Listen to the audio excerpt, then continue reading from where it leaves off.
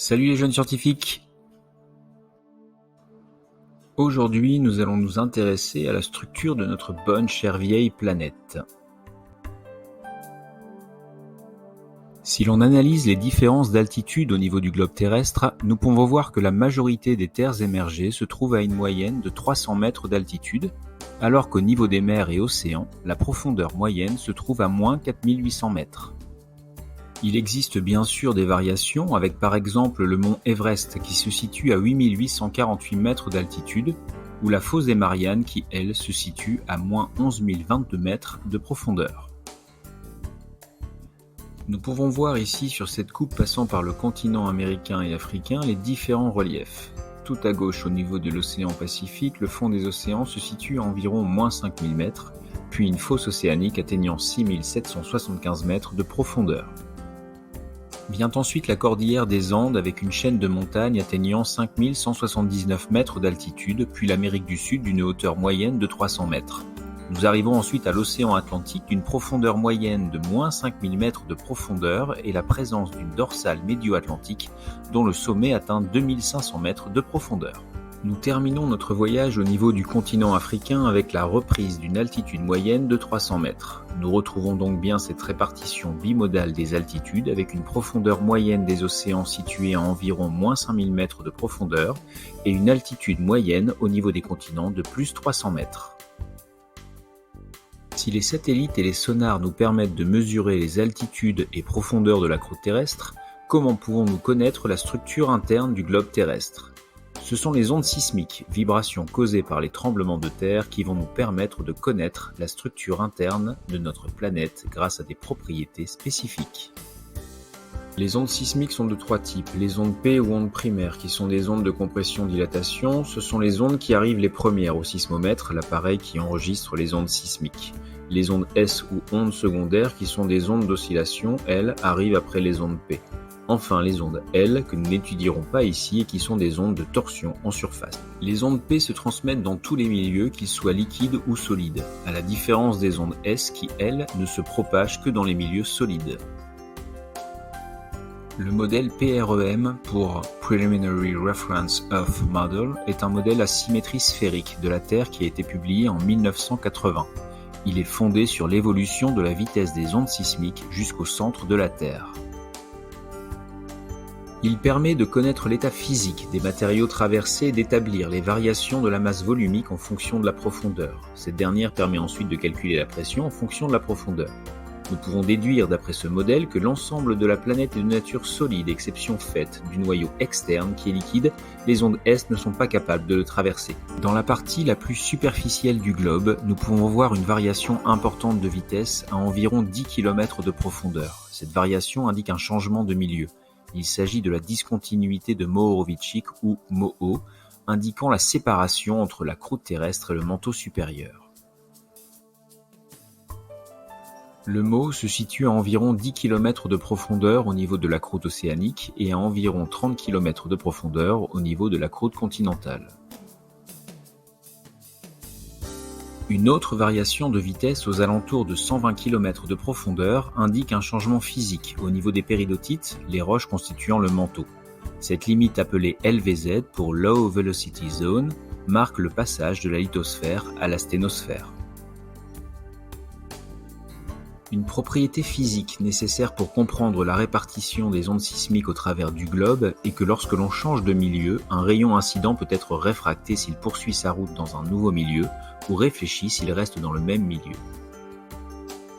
Un rayon réfracté indiquera que l'on a changé de milieu soit par une différence physique, comme le passage d'un milieu solide à un milieu liquide, ou par une différence chimique avec un changement de roche par exemple. Connaissant maintenant cette propriété physique, il est facile de comprendre l'apparition d'une zone d'ombre au niveau du globe.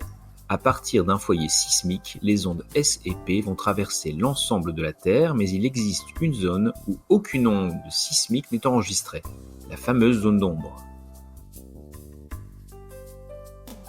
Le mécanisme est simple, les ondes P traversant les milieux liquides et solides vont marquer un angle de 105 degrés pour les ondes tangentes au noyau externe et un autre angle de 142 degrés marqué par les ondes P qui ont été réfractées par le milieu liquide du noyau externe.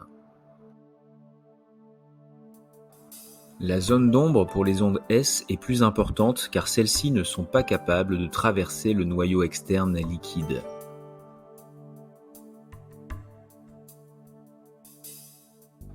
L'étude des variations de vitesse des ondes sismiques a permis de comprendre la structure interne du globe avec au niveau le plus superficiel une croûte terrestre qui peut être océanique avec comme roche le gabbro et le basalte ou continentale avec comme roche principale du granit.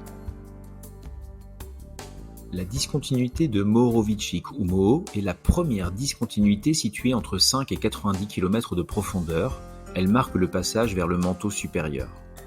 À environ 120 km de profondeur, nous avons la LVZ qui indique la fin de la lithosphère et le passage à l'asténosphère, toujours dans le manteau supérieur.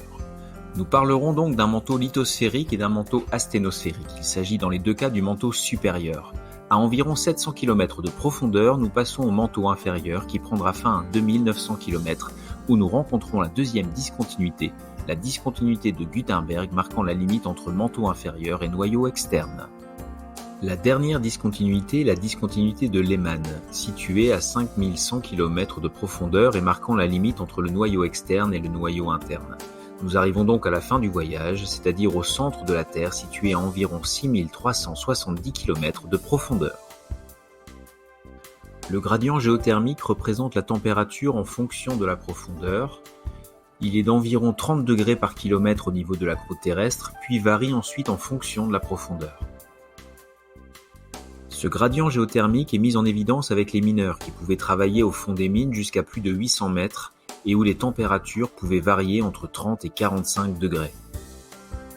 Cette chaleur qui est formée au centre de la Terre par désintégration nucléaire des éléments radioactifs se trouvant dans le noyau se transmet jusqu'à la surface par différents moyens comme la convection, la conduction ou la radiation.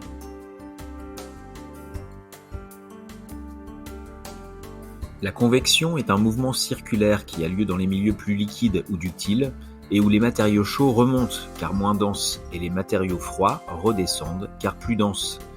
La conduction correspond à un transfert de chaleur de proche en proche dans les milieux solides et cassants. Ces moments sont ici mis en évidence avec de la désintégration nucléaire au niveau du noyau interne, une chaleur qui va remonter par le noyau liquide avec des mouvements de convection, puis de la conduction entre le noyau externe et le manteau inférieur, puis des mouvements de convection à l'intérieur du manteau et des mouvements de conduction à l'intérieur de la lithosphère. La tomographie sismique est quant à elle une technique agissant comme un scanner thermique du globe terrestre. Il suffit d'analyser les vitesses des ondes sismiques et de les comparer entre elles. Si le temps est plus court que celui attendu, cela veut dire que l'onde sismique a traversé une zone plus froide. En effet, plus la température est froide, plus la roche sera rigide et plus l'on aura une vitesse élevée. Au contraire, si le temps est allongé, cela veut dire que la zone traversée est plus chaude car la roche y est ductile.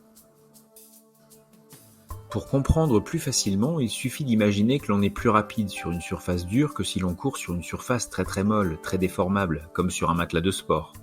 Ici, le sol dur correspondrait à une surface froide et donc très rigide, et le matelas de sport correspondrait à une surface plus chaude, donc plus ductile. La tomographie permet donc de dresser ensuite un modèle du globe terrestre avec des zones chaudes ou froides.